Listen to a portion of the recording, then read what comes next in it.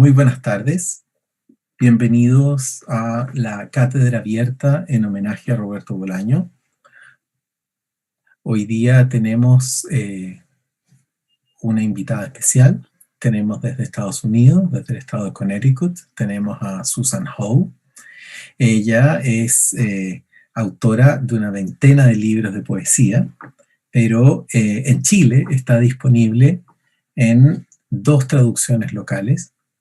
Una de ellas es el libro de poemas Silencio Pitagórico, publicado por la editorial Overol, y otro libro que está en traducción local es el libro Mi Emily Dickinson, publicado esta misma semana por editorial Bisturí 10. Hoy día nuestra invitada va a ser presentada por también un autor local, a quien le tenemos mucho aprecio, especialmente porque hoy día está en doble calidad.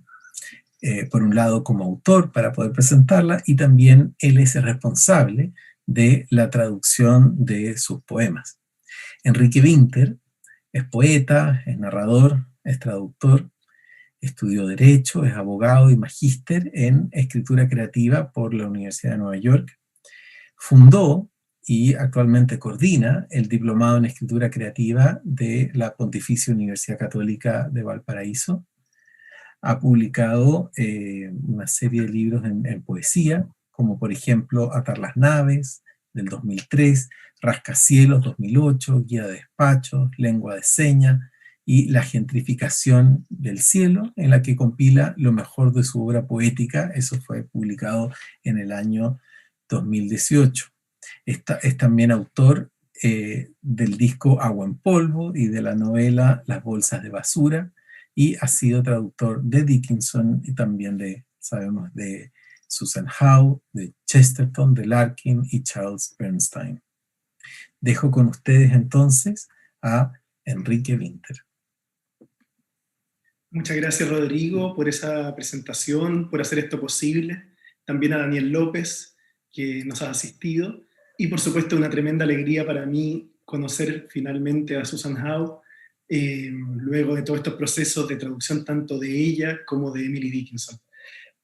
Procedo a presentarla y luego ustedes escucharán las ponencias de ella sobre desde el libro Mi Emily Dickinson, y también un par de poemas de Silencio Pitagórico. Susan Howe fue pintora y luego actriz, facetas que desarrolla en más de 20 libros de poemas sonoros y archivos históricos, usando igualmente palabras sueltas y verso libre, como frases tarjadas, espejeadas, invertidas o recortadas en collages de fotos. Podemos contemplar sus poemas como un cuadro, por la disposición en la página, o un monólogo teatral, por sus titubeantes argumentos. También dejarnos llevar por la música de sus sílabas, repitiendo sonidos que más se parecen entre sí a medida que se alejan de lo representado. A la poesía que ella ensancha y de la cual se fuga, gracias a estas y otras perspectivas, llegó tarde y por accidente, como le gusta aclarar. Ya era autora de 7 libros, sin embargo, cuando en 1982, a los 45 años, publicó Pythagorean Silence, traducido recientemente en Chile como Silencio Pitagórico por Ediciones Overol. La hablante del primero de ellos, Hinge Picture, del año 74, viene desde la prehistoria integrando mitos, y la del conjunto de Liberties, del 80, reduce al escritor Jonathan Swift a una especie de espectro de su propia musa, Esther Johnson. La historia y los roles de género, entendidos como fuentes de mentiras y de opresión, son motivos recurrentes en el resto de su obra, como ella expresa con la claridad de un programa político. Escribo para fugarme del consentimiento perfecto y primitivo. Quisiera levantar tiernamente del lado oscuro de la historia las voces anónimas y despreciadas, inarticuladas. Aunque también viene a hablar por las bocas muertas de hilanderas y solteronas, se aleja del objetivo nerudiano porque no busca canalizarlas en su propia voz, sino exponerlas por sí mismas en la imposible unión de los restos.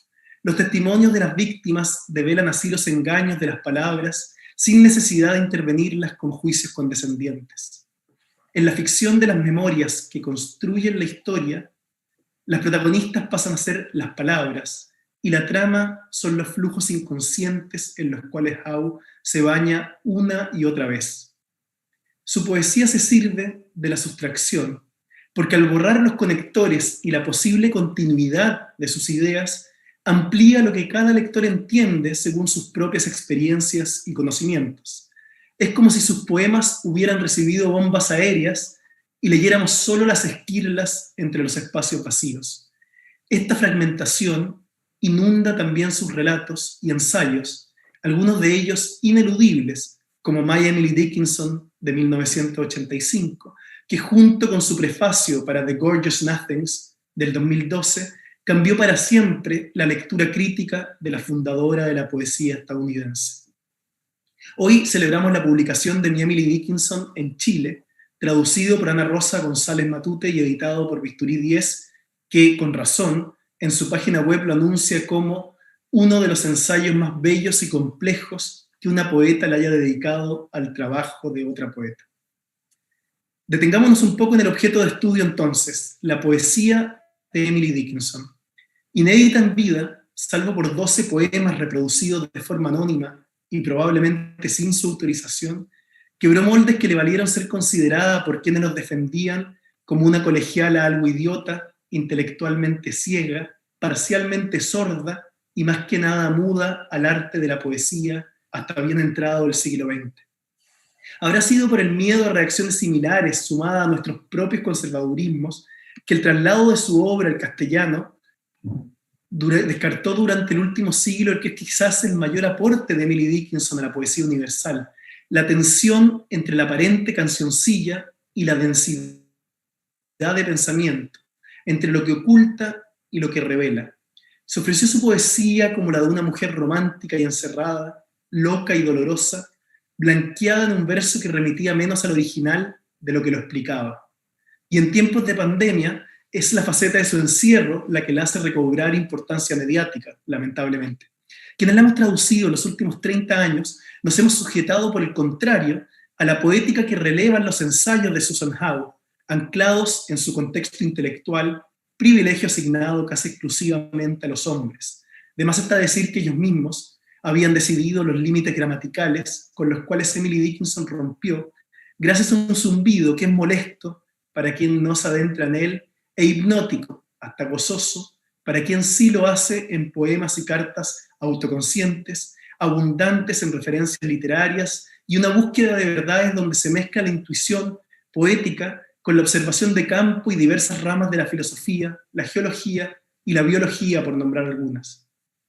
Acierta Howe al hablar de su Emily Dickinson, porque son pocos autores, nos sucede a tal grado que cada uno tenga el suyo, por más que la decimonónica se escabulla en su ya clásico «Soy nadie, ¿quién eres tú?».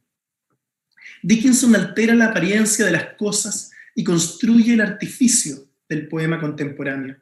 Declara que la naturaleza es una casa embrujada, pero el arte una casa que intenta ser embrujada. Su poesía abandona cierta transparencia inicial en la cual representaba la realidad como los demás escritores y escritoras del período, hacia otra que va acumulando materiales en tensión, como sucede con las frases subordinadas en la prosa o las divagaciones en el habla, generando polisemias y una comunicación supuestamente trunca, que es la que le da sentido al diálogo. Una palabra está muerta cuando se la pronuncia, dicen algunos. Yo digo que a vivir recién empieza ese día. Esta clase de comunicación, a través de la eliminación de las palabras en vez de producirlas, y de los anacolutos o inconsecuencias en la construcción del discurso, hallan en la poesía de la misma Howe, un siglo después, resultados contrarios a los de las poetas experimentales de su propia generación. Donde los demás demuestran los sonidos y dobleces de las palabras por vía de usarlas exhaustivamente, ella opta por esconderlas. También se diferencia de los así llamados poetas del lenguaje por anclar sus voces en el pasado, como muestran con elocuencia los fragmentos del ensayo que nos compartirá hoy. En versiones de Verónica Sondek y Rodrigo Lavarría, los cotraductores de Dickinson en Chile, Bisturí 10 y Alquimia publicaron recientemente la igualmente innovadora Gertrude Stein, cuya vida está en las antípodas de la de Dickinson, de acuerdo a Susan Howe, y es allí donde empieza finalmente este libro, que más que un ensayo, viene siendo momento de describirlo como lo que es: un tejido de citas que convocan distintas aristas de aproximación a la escritura de Dickinson, influencias literarias, biografía, poemas, cartas, contexto histórico y el frágil contacto entre el exterior y la intimidad. Las editoras Julieta Marchand y Emiliana Pereira, a quienes agradezco la iniciativa de tenerme aquí, agregan que este volumen está pensando también cómo ensayar lecturas, qué cruces son posibles para leer la singularidad de la obra de una mujer que rebasa su tiempo en los lugares desde los cuales ha leído lo femenino. La clave está en ese cómo, en la manera en que la poeta argumenta merodeando con afecto y suspicacia el objeto de estudio sin reducirlo a categorías, más bien mostrando lo que parecía oculto en un ejercicio parecido al de escribir poemas. No rehúye por eso la lectura académica, ni menos sus limitaciones.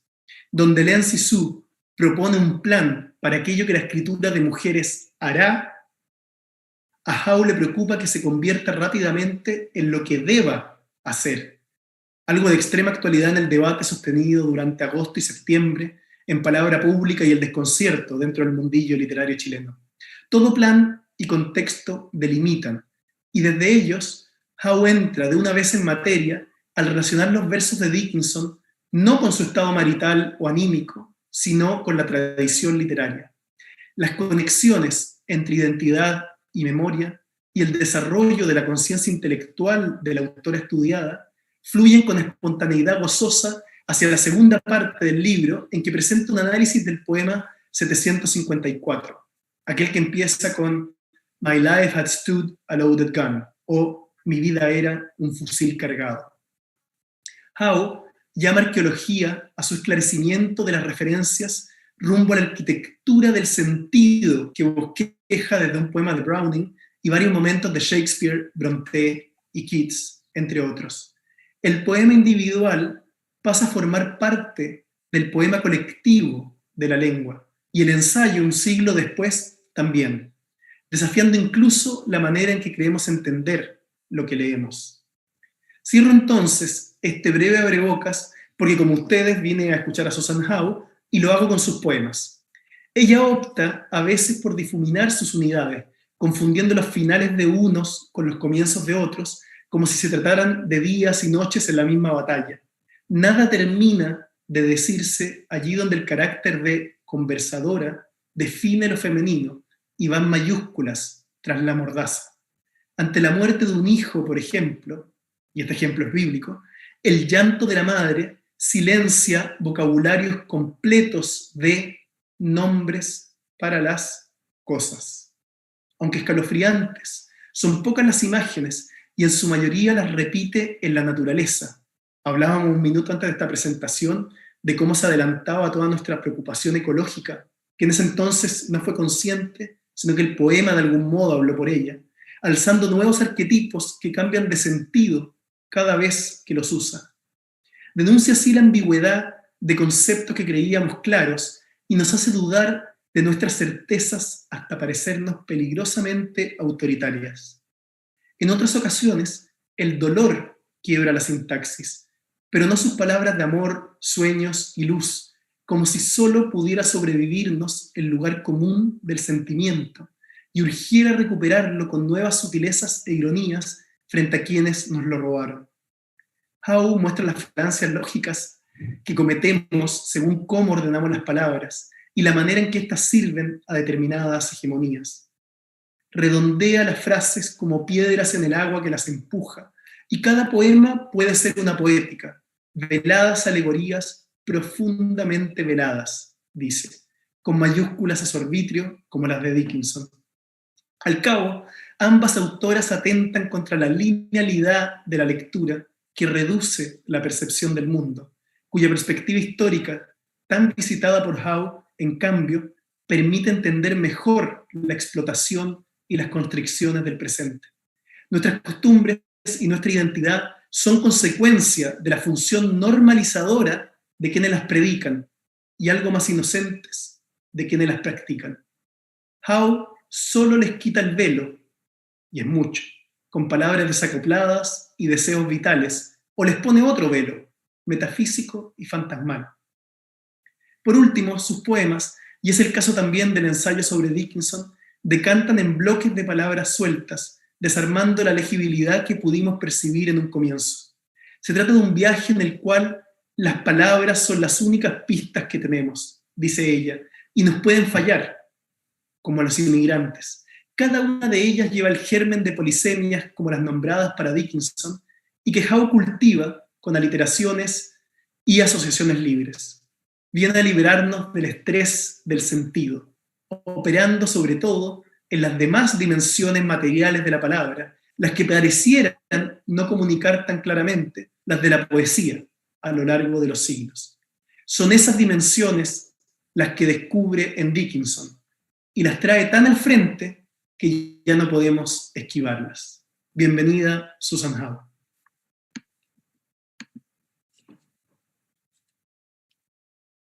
Oh, he's got you. Shall I start or what?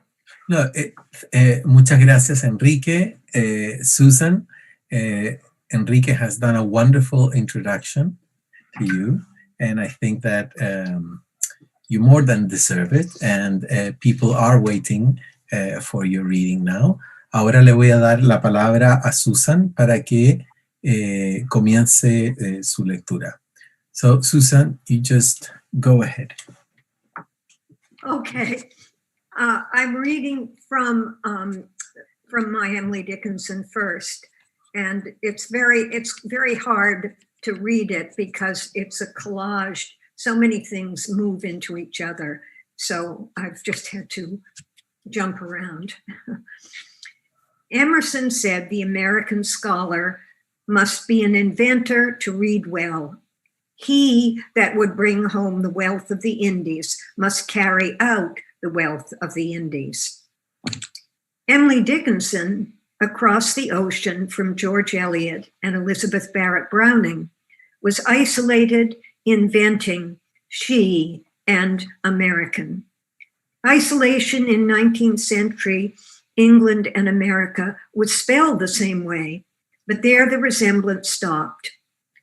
Poe, Melville, and Dickinson all knew the falseness of comparing. Stevens and Olson later, the boundless westwardness of everything. Ancestral theme of children flung out into memory unknown. 4 trees upon a solitary acre, without design or order or apparent action, maintain. The sun upon a morning meets them, the wind. No nearer neighbor have they, but God. The acre gives them place. They him attention of passerby, of shadow, or of squirrel, haply, or boy. What deed is theirs unto the general nature? What plan they severally retard or further unknown? Emily Dickinson took the scraps from the separate higher female education many bright women of her time were increasingly resenting, combined them with voracious and unladylike outside reading, and used the combination. She built a new poetic form from her fractured sense of being eternally on intellectual borders, where confident masculine voices buzzed an alluring and inaccessible discourse backward through history into aboriginal anagogy. Pulling pieces of geometry, geology, alchemy, philosophy, politics, biography, biology, mythology, and philology from alien territory. A sheltered woman audaciously invented a new grammar grounded in humility and hesitation. Hesitate, from the Latin, meaning to stick, stammer, to hold back in doubt, have difficulty speaking. He may pause, but he must not hesitate. That's Ruskin. Hesitation circled back and surrounded everyone in that confident age of aggressive industrial expansion and brutal empire building. Hesitation and separation. The Civil War had split America in two. He might pause. She hesitated. Sexual, racial, and geographical separation are at the heart of definition. Tragic and eternal dichotomy. If we concern ourselves with the deepest reality, is this world of the imagination the same for men and women? What voice, when we hesitate and are silent, is moving to meet us? The spirit is the conscious ear. We actually hear. When we inspect, that's audible, that is admitted, hear, and in English, the pun on hear, H-E-A-R, and H-E-R-E. For other services as sound, there hangs a smaller ear outside the castle that contain the other, only here. At the center of indifference, I feel my own freedom, the liberty in wavering, compression of possibility tensing to spring, might and might, mystic illumination of analogies, instinctive human supposition that any word may mean its opposite, occult tendency of opposites to attract and merge, hesitation of us all, one fire, baptized soul was singing. In many and reportless places, we feel a joy, reportless, but also sincere as nature or deity. It comes without a consternation, dissolves the same, but leaves a sumptuous destitution without a name. Profane it by a search we cannot. It has no home, nor we who having once inhaled it, thereafter roam. On this heath, wrecked from Genesis, nerve endings quicken. Naked sensibility at the extremist periphery. Narrative expansion in contracting, dissolving. Nearer to know less before afterward, schism in some. No hierarchy, no notion of polarity. Perception of an object means loosing and losing it. Quests end in failure, no victory, and sham quester. One answer undoes another, and fiction is real. Trust absence, allegory, mystery. The setting, not the rising sun, is beauty. No titles or numbers for the poems. That would force order. No titles for the packets she sewed the poems into. No manufactured print, no outside editor, robber. Conventional punctuation was abolished, not to add soigné stitchery, but to subtract arbitrary authority. Dashes drew liberty of interruption inside the structure of each poem. Hush of hesitation for breath and for breathing. Empirical domain of revolution and revaluation, where words are in danger, dissolving. Only mutability certain. I saw no way. The heavens were stitched. I felt the columns close. The earth reversed her hemispheres. I touched the universe. And back it slid, and I alone, a speck upon a ball, went out upon circumference beyond the dip of bell.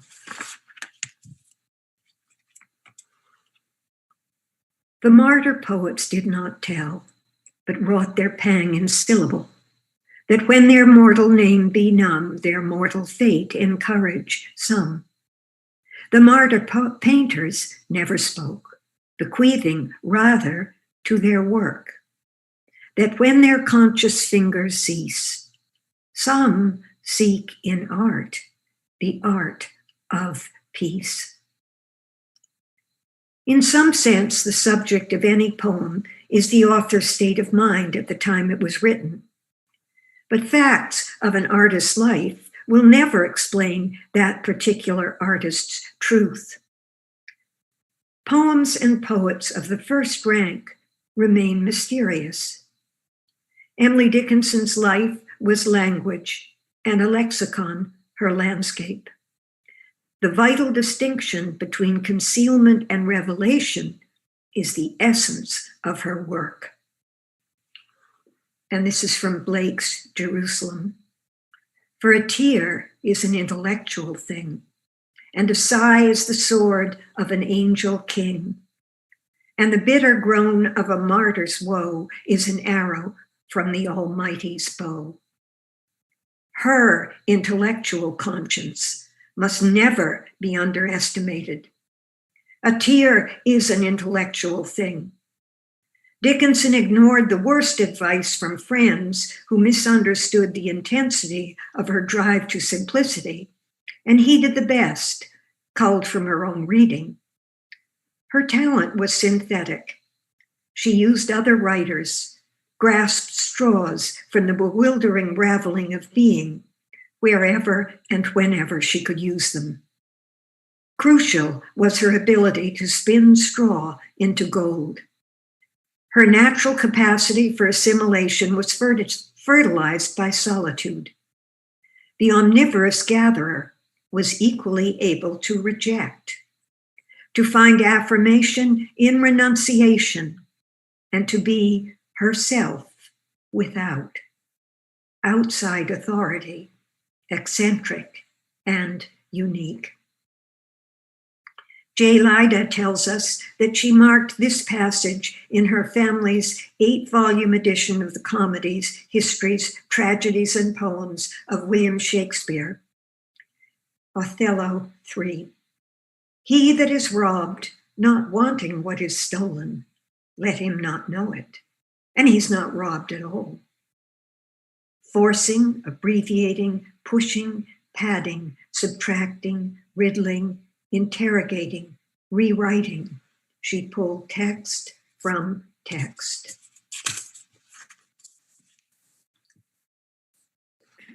And then this is the central poem in the book, 9th poem in Fascal 34. My life had stood a loaded gun in corners, till a day the owner passed, identified, and carried me away. And now we roam in sovereign woods, and now we hunt the doe, and every time I speak for him, the mountains straight reply.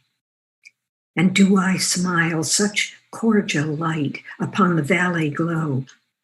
It is as a Vesuvian face had let its pleasure through. And when at night, our good day done, I guard my master's head, 'tis better than the eider duck's deep pillow to have shared. To foe of his, I'm deadly foe. None stir the second time on whom I lay a yellow eye or an emphatic thumb. Though I than he may longer live, he longer must than I. For I have but the power to kill, without the power to die. The poem has no title. Thomas H. Johnson dates it about 1863 on the basis of her handwriting.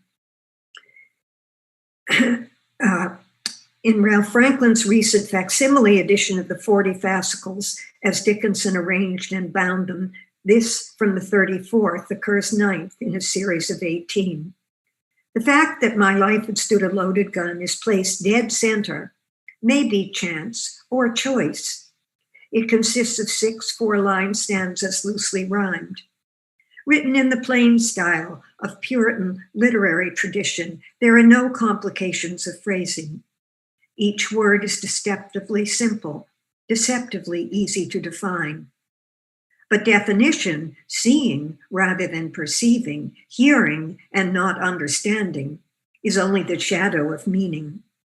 Like all poems on the trace of the holy, this one remains outside the protection of specific solution. My life had stood a loaded gun, written in a time of civil war, by a woman with little formal education in philosophy, carefully delineates and declines all aspects of the will to power, nearly 20 years before Friedrich Nietzsche's metaphysical rebellion. Emily Dickinson's intellectual vigilance allowed very little to escape her without notice.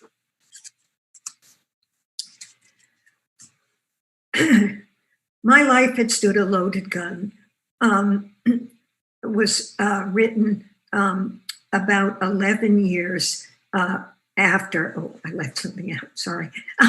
When Emily Dickinson wrote My Life Had Stood a Loaded Gun, she was in her early 30s, unmarried, virtually housebound by what was probably a case of agoraphobia, living with her parents and one unmarried sister in the college town of Amherst. She had been writing hundreds of poems at white heat in total obscurity. The Civil War was in progress. She had recently made her first move toward an outside reading public by sending a letter including some of her poems to the writer and abolitionist Thomas Wentworth Higginson. She must have been wrestling with the knowledge of her extraordinary ability and the contradiction between visionary illumination, grace, and simple human longing for worldly recognition. I took my power in my hand and went against the world. 'Twas not so much as David had, but I was twice as bold. I aimed my pebble, but myself was all the one that fell. Was it Goliath was too large, or was myself too small? And the variant list there was just myself, only me, I. And then we leap ahead. Before he was executed for leading the attack on Harper's Ferry, John Brown handed a last note to one of his jailers. Charleston, Virginia, December 2nd, 1859. I, John Brown, am now quite certain that the crimes of this guilty land will never be purged away, but with blood. I had, as I now think vainly, flattered myself that without very much bloodshed, it might be done. At 11 that morning, Brown was escorted from prison and put into the wagon that was to carry him to the scaffold. A crowd gathered in the sunlight to watch a human killing. He saw 2,000 soldiers, cavalry, and cannon. He looked beyond the crowd to the distant Blue Ridge Mountains. This is a beautiful country, he said. I have not cast my eyes over it before.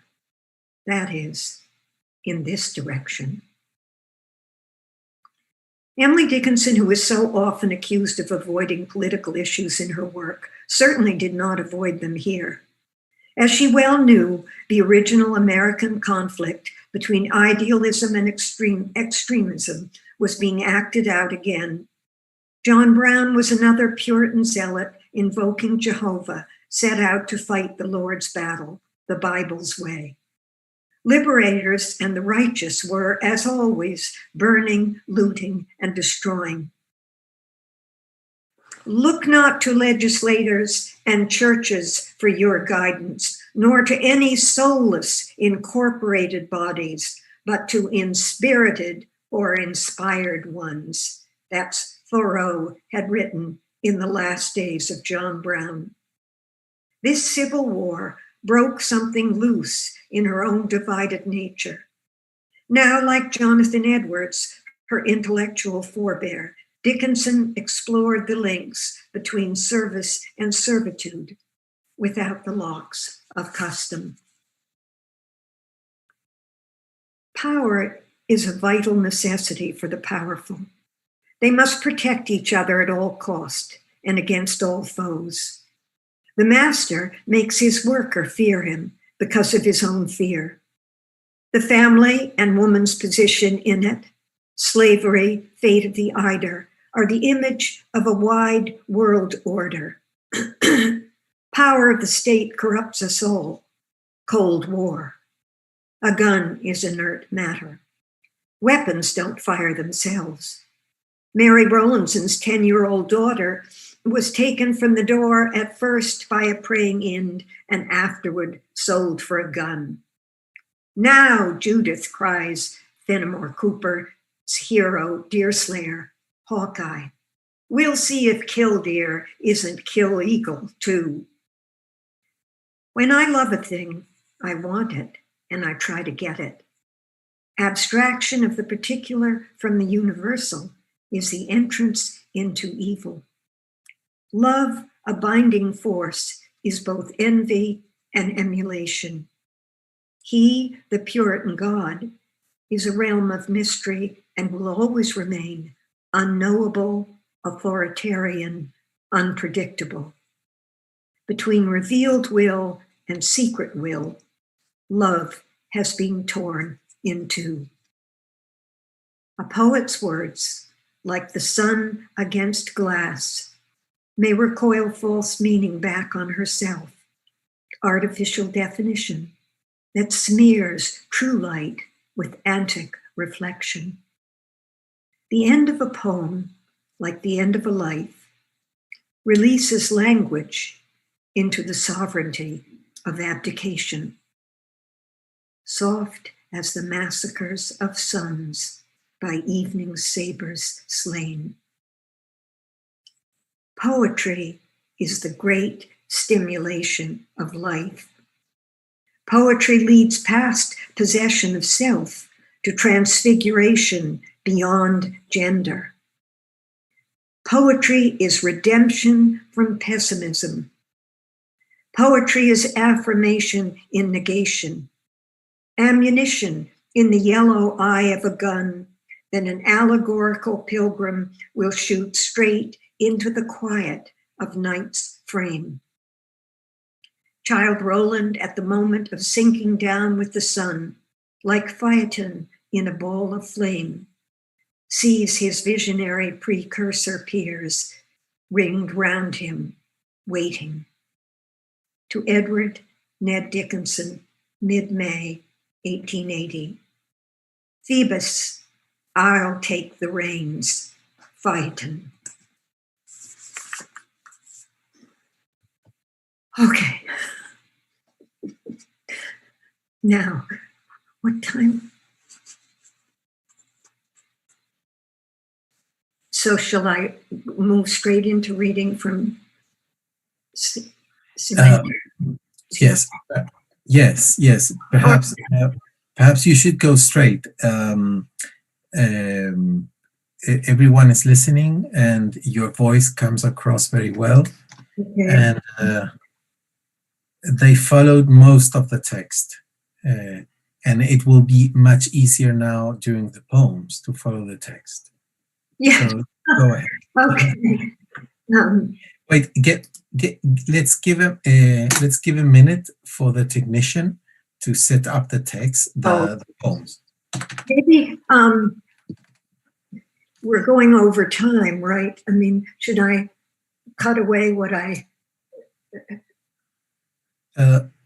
Okay, the poems are ready now, and if you prefer to read fewer poems, you stop when you need to stop. Well, no, you stop me. That's the thing. Okay, I can stop you, but you do. I will. We're someone.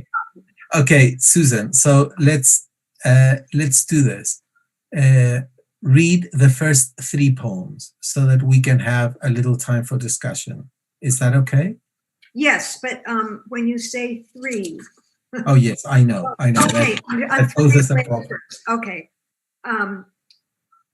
Okay, so this is from Pearl Harbor. Buffalo. 12. There's another slide, but right? But okay. Yes, there's a slide right next to you. I won't read it. You will not read it. Well, I mean, I'm cutting out, you know what I mean? Now, Buffalo, 12/7/41. Is that beside me now? Okay, look. What we're going to do, Susan, if you want to read less poems, less text, what we need to do is to follow the same order that we agreed. No, I'm doing it. This should be the order. Okay. The order. Yes. It says Buffalo, 12/7/41. Late afternoon light. Going to meet him in snow. It isn't? No. I'm sorry. Give me just one minute and I have to pull up the text so that I can see it, because I'm following it in my cell phone and that's too small for me. It should be as I have it. I didn't. Yes, because we're following the same. Okay. The same order of the book. Okay, so it goes Buffalo. I cut out the first little poem. Then right now, the first lines. Then right now, Buffalo, 12/7/41. Okay, yes. Late afternoon light. This was the day of Pearl Harbor. Late afternoon light. Going to meet him in snow. He comes through the hall door. The research of scholars, lawyers, investigators, judges demands. She, with her arm around his neck, whispers, Herod had all the little children murdered. It is dark. The floor is ice. They stand on the edge of a hole, singing. In Ramah, Rachel, weeping for her children, refuses to be comforted because they are not. Are. Her cry silences whole vocabularies of names for things. And talkative says we are all in hell. Ghost enters, waves. He scatters flowers from the summit of a cliff that beckons on or beetles o'er his base. Orisons, wicket gate. Magpies clatter. 1, 2, 3. And talkative walks all this time by himself, saying, he says to me softly, what? Buffalo roam in herds up the broad streets, connected by boulevards and fences. Their eyes are ancient and 1,000 years too old. Here murder throng their muting. Old as time, in the center of a room, doubt is spun and measured. Throned wrath, I know your worth. A chain of parks encircles the city. Snow coming and beauty of long shadows tumbling down on every oak, pine, juniper, beech, birch, and other sweet wood, holly. My bones are buffalo and shake their manes like chaff before earth, lasting to everlasting, for floods have lifted up their waves. Heaven and evening are running on the sand together. invisible and peace come spilling softly like snow. February seems stable, clarity of frozen. Chance failed as ever. February ends. We'll go north through woods to the wood. Who to call? What name? Abstractions of the world's abstraction warm my icy feet. Forever and forever winds away. Look back, innermost. Rude's infinity, boundless. Dithyrambs into axioms, accurate as air, refraction, water, reflection. Transcendent could be buried, or as snow fallen, could be cold snow falling. Lie down in snow, do nothing wrong, but wrong. A sea beast, sunning alone in still shared secrets of the sea. I think that's probably a good place to stop. Yes. Right? Yes, it's great. Yes, it's great. Thank you. Thank you very much, Susan. Thank you for having me, both of you. Well, I know this is difficult when one is not there in the flesh and meeting people. I know. It's terrible. Yeah. Well, anyway, we have some questions. Let me see if.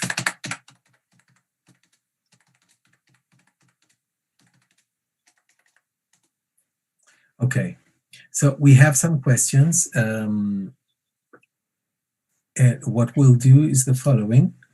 They sent a video with a question, and they sent it in English, and I will show you the video so that you may answer. While you are looking at the video, Enrique will be very kind and translate the question I'm for the sorry, audience. I don't know Spanish. I feel awful. I'm terribly sorry. No, but don't worry, because this question was posted in English. Yeah, I know, but still. So, and okay, so this is the question. Let me see. Hi, I'm interested in how poems find a balance between isolation and porousness, both as the poet composing the poem and also the poem itself. If you have any thoughts on how to balance those two things, isolation and porousness.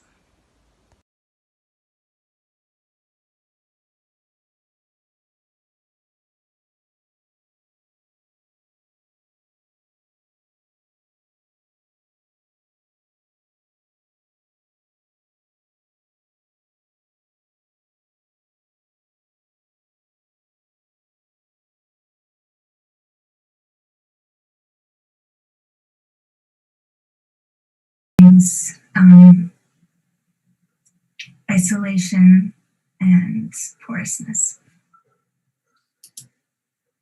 Well, I think these things happen. Just wait a moment. Yes, Enrique, you. Susan, sorry, just give me a second to translate the question. Yeah. Yes, Sorry. Susan, just wait for Enrique. By the way, her answer, should I translate it too? Yes, but go first with the question and then we deal with the answer. Okay. No worries. La poeta Nelly Bridge pregunta, dice que está interesada en cómo los poemas encuentran un equilibrio entre el aislamiento o el hermetismo, y la porosidad. Y la pregunta es tanto como una poeta componiendo el poema, como en el poema mismo. Entonces la pregunta a Susan Howe es si ella tiene algún pensamiento sobre cómo balancear, equilibrar aislamiento, hermetismo y porosidad. Okay, Susan, go ahead with your answer. Right now, I practically forgot the question.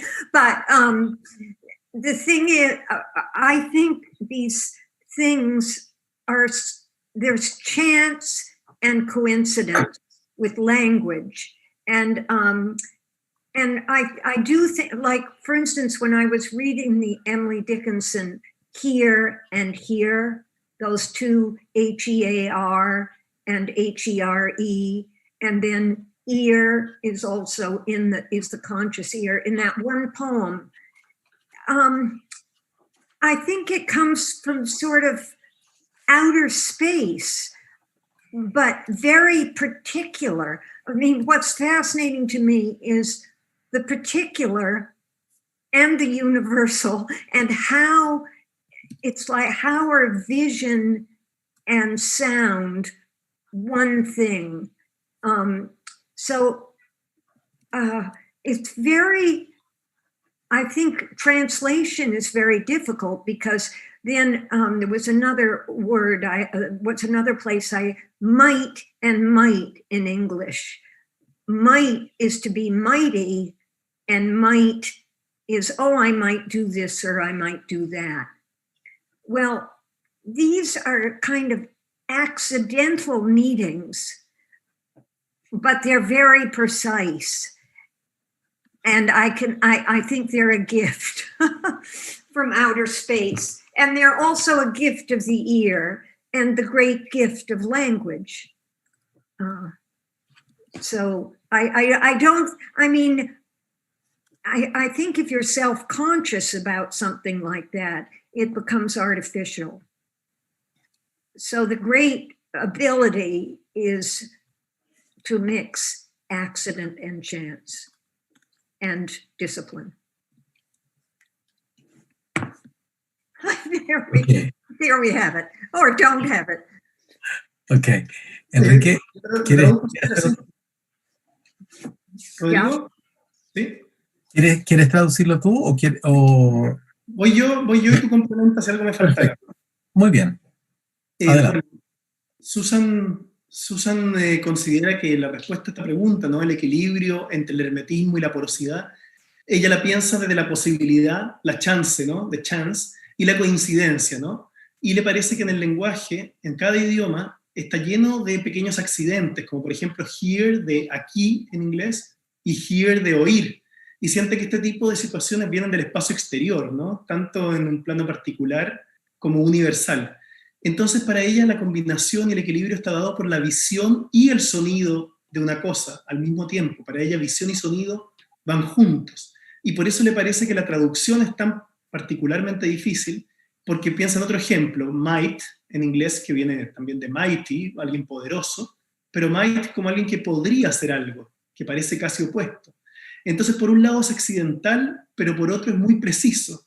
Es un regalo del espacio exterior, del oído y del lenguaje. Y a su juicio, cuando uno lo escribe tomando plena conciencia de ello, dentro del poema lo vuelve artificioso.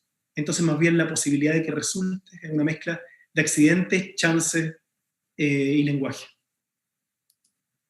That was an excellent translation. Thank you very much, Enrique. And Susan, there's another question that has just been forwarded to us. It's written in English, so I will read it for you. After reading it, I will translate it for the audience, and you can begin then your answer. This is by Fabian, and he says that it was a beautiful reading, and he has a question for you. He says that you quote Wallace Stevens in your book, Poetry is a Scholar's Art, adding that it was for Emily Dickinson, and that scholar signified power. And he wants to know if it also signifies power for you. Fabián Iriarte hace una pregunta a Susan Howe en el libro Poesía es un arte de académicos, donde dice que lo era para Emily Dickinson y que en ese contexto académico o estudioso significa poder. Y quiere saber si es que ese es el mismo significado o el mismo valor que le asigna Susan Howe. Well, for me, yes, I think, let me tell you, I love Wallace Stevens' poetry, and this comes from his adagia, which are, just aphorisms, basically. And I love aphorisms because an aphorism says something, but leaves you hanging a little bit. It doesn't really decide something at the same time it decides everything. And I believe that you can't, I believe that a poet must read, that reading, you can't read enough. And reading is a great joy, and you discover paths you're going to take, hints, matches, inspiration. But for me, reading is essential. And that is a kind of scholarship. Again, accident and discipline.